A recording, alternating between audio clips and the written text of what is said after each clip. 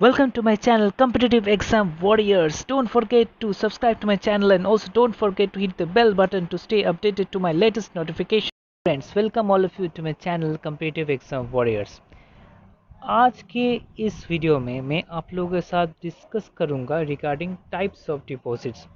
तो क्या चीज़ है डिपॉजिट्स, जैसे fix deposit, term deposits, recurring deposit, variable recurring deposit, normal recurring deposit, current account, savings account, overdraft, ये सब कुछ बारे में मतलब सब टर्मिनोलॉजी के बारे में हम डिस्कस करेंगे आज इस पर्टिकुलर लेक्चर में। आशा रखते हैं कि इस लेक्चर के बाद इस टॉपिक के ऊपर आप लोगों को कोई भी शिकायत या गुंजाइश नहीं रहेगी।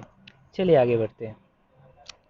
ये मेरा अचीवमेंट सेक्शन है। अगर आप लोगों के पास बहुत फ्री टाइम है तो देख लीजिएगा, बट मोस्ट इम्पॉर्टेंट थिंग है कि अगर आप लोग अभी भी मेरे चैनल को सब्सक्राइब नहीं किया है तो please subscribe to my channel the earliest. और एक चीज़, बेल बटन को भी दबाना मत भूलिएगा, क्योंकि फिर आप लोगों को नोटिफिकेशन यूट्यूब की तरफ से जल्दी मिल जाएगा जब भी मैं कोई भी लेसन अपलोड करूँगा। वैसे एक और चीज़ है, मेरा टेलीग्राम चैनल है कॉम्पिटिटिव एग्जाम वॉरियर्स। ये अगर आप लोग अभी तक ज्वाइन नहीं किए तो प्लीज़ ज्वाइन कर लीजिए एट द अर्लीस्ट, बिकॉज आप लोगों को फिर इस लेसन के पीडीएफ, आने वाली वीडियो के पीडीएफ, पिछले वीडियो में बना चुका हूँ सब कुछ का पीडीएफ आप लोग इजीली मिल जाएगा। ये मेरा टारगेट ऑडियंस है, आप लोग देख सकते हैं। और एक चीज़, अगर आप लोग अनअकैडमी प्लस सब्सक्रिप्शन कोर्स में किसी भी कोर्स में आप लोग एनरोल करना चाहते हैं खुद को, फिर मेरा कोड PLUSR4SP यूज़ करेंगे तो आप लोगों को भारी भरकम डिस्काउंट मिलेगा कोई भी अनअकैडमी के प्लस सब्सक्रिप्शन कोर्स के ऊपर। ठीक है, चलिए आगे बढ़ते हैं, डायरेक्ट लेसन में जाते हैं। पहले हायर की जो डिपॉजिट से बैंकिंग इंडस्ट्री के देख लेते हैं। दो टाइप का डिपॉजिट एक्चुअली एग्जिस्ट करता है। एक होता है टाइम डिपॉजिट, जिसको बोला जाता है टर्म डिपॉजिट भी, और एक चीज़ है डिमांड डिपॉजिट। डिमांड डिपॉजिट के अंदर दो क्राइटेरिया है, दो कैटेगरी है, एक है सेविंग्स अकाउंट और एक है करंट अकाउंट, जिसको कॉम्बाइंड से हम लोग बोलते हैं कासा। कासा कैंपेन आप लोगों को शायद देखे होंगे, पहले होता था, अभी कोरोना कारण बंद है। मतलब संडे संडे बैंक के लोग, कर्मचारी, स्पेशली मैनेजर, वो सब जमायत होते हैं, कासा होते हैं। मतलब कासा मतलब क्या होता है, अकाउंट खुलवाते हैं, करंट अकाउंट खुलवाते हैं, सेविंग्स अकाउंट। पर करंट अकाउंट जो है मेनली होता है बिजनेसमैन, नॉर्मल पब्लिक ये नहीं खुलवाते, क्योंकि इसमें कोई इंटरेस्ट ब्याज नहीं मिलता है। बाकी अगर हम टाइम डिपॉजिट पे है, इसको बोलता है टर्म डिपॉजिट, मतलब एक कुछ दिनों के लिए आपको रखना पड़ता है। और अगर मैच्योरिटी से पहले अगर आप लोग पैसे विड्रॉ कर लेते हैं फिर आपको पेनल्टी भी भरना पड़ता है। जैसे मान लीजिए फिक्स डिपॉजिट मिनिमम कि हम लोग 6 महीने 7 में से होता है, वो मैं बाद में डिस्कस करूँगा, 10 year of fix deposit, recurring deposit. बाकी ये आप चीज़ समझ सकते हैं, यहाँ पे एक थोड़ा अमाउंट 10-20 हज़ार आप लोग को फिक्स करना होता है किसी स्पेसिफिक टाइम पीरियड के लिए। वो जब आप लोग फॉर्म भरेंगे तो टाइम पीरियड वहाँ पे आप लोग मेंशन कर सकते हैं। सिमिलरली आता है रिकरिंग डिपॉजिट पे, ये भी कुछ अमाउंट आप लोग फिक्स कर सकते हैं, पर ये थोड़ा डिफरेंस है। फिक्स डिपॉजिट में क्या होता है, पहले ही आप लोग 10,000 20,000 फिक्स कर देते हैं। रिकरिंग डिपॉजिट में आप हर महीने कुछ कुछ अमाउंट जमा कर सकते हैं, ऐसे नहीं है एकदम शुरू से ही दे दिए अमाउंट, मतलब हर महीने कुछ कुछ करके ऐड कर सकते हैं।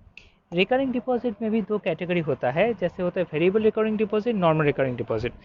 वेरिएबल रिकरिंग डिपॉजिट मतलब हर महीने 1 2 3 मतलब वेरी कर सकते हैं अमाउंट, इसलिए तो वेरिएबल रिकरिंग डिपॉजिट।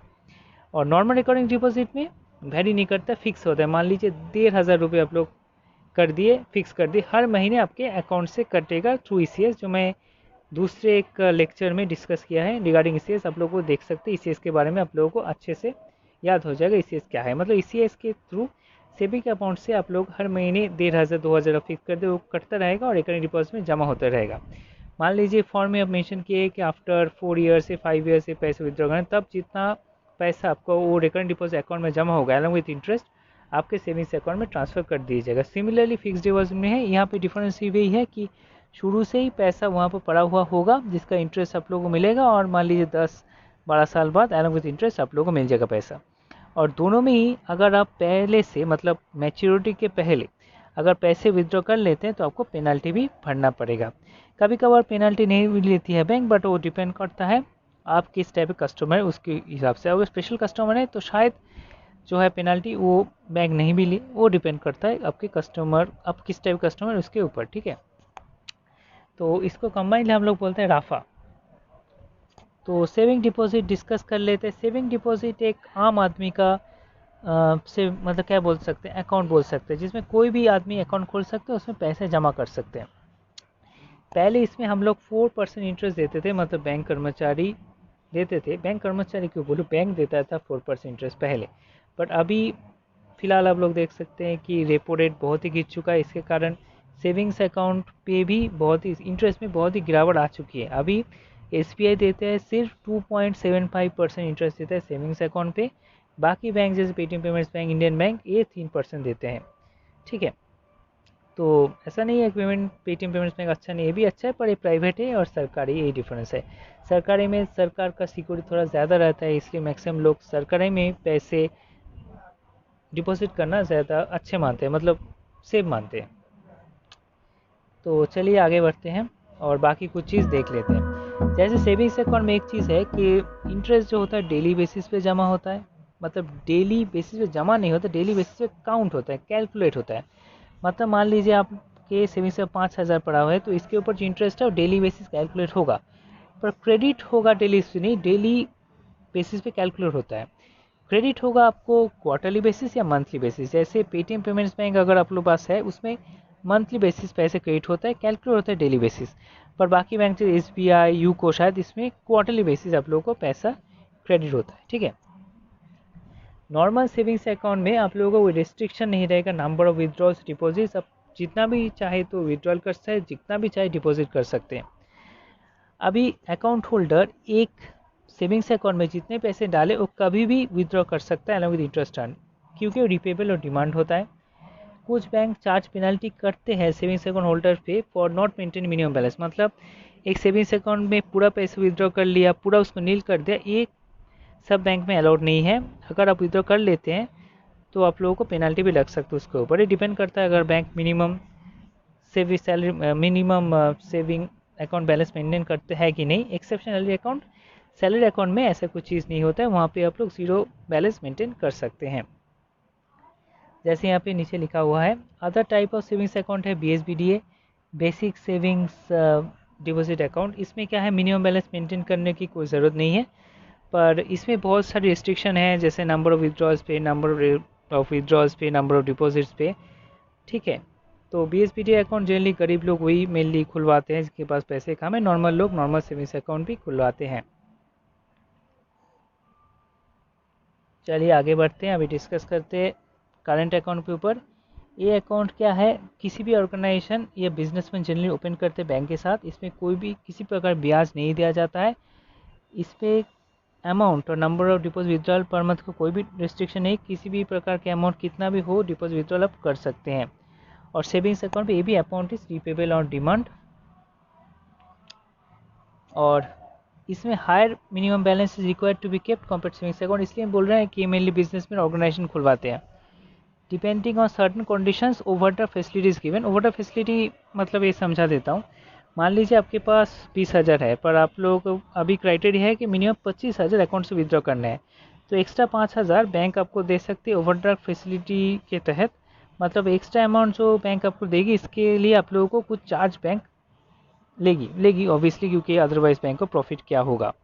तो ये कितना ओवरड्राफ्ट फैसिलिटी बैंक आपको प्रोवाइड करेगी, डिपेंड करता है आप किस टाइप के कस्टमर हो, मतलब कितना ज़्यादा हेवी ट्रांजैक्शन करते हो, कितना प्रॉफिट होता है बैंक को, उसके ऊपर आपको ओवरड्राफ्ट फैसिलिटी ग्रांट किया जाता है। और ये लिखा ही may be charge for getting this overdraft facility, यहाँ क्लियरली मेंशन किया है। अभी हम मूव करते हैं टर्म डिपॉजिट में, मतलब time deposit, fix deposit, recurring deposit. Fixed deposit, a lump sum amount is deposited one time in the bank for a certain period of time, highest amount of interest given over here। पहले ही मैं आप लोगों से discuss कर चुका हूँ fix deposit में क्या होता है। Lump sum amount at time हम बैंक में डिपॉजिट करते हैं, जब हम फिक्स डिपॉजिट अकाउंट खुलाते हैं बैंक में for certain period of time, जो फॉर्म में मेंशन किया रहता है। और इसमें सबसे ज़्यादा ब्याज मिलता है, मतलब सेविंग में सबसे कम अमाउंट ऑफ इंटरेस्ट दिया जाता है और करंट अकाउंट दिया मिल जाता है। पर फिक्स डिपॉजिट, रिकरेंट डिपॉजिट में और टोटल सब डिपॉजिट मिला के देखें तो फिक्स्ड डिपॉजिट में सबसे ज़्यादा ब्याज दिया जाता है, highest amount of interest given over here.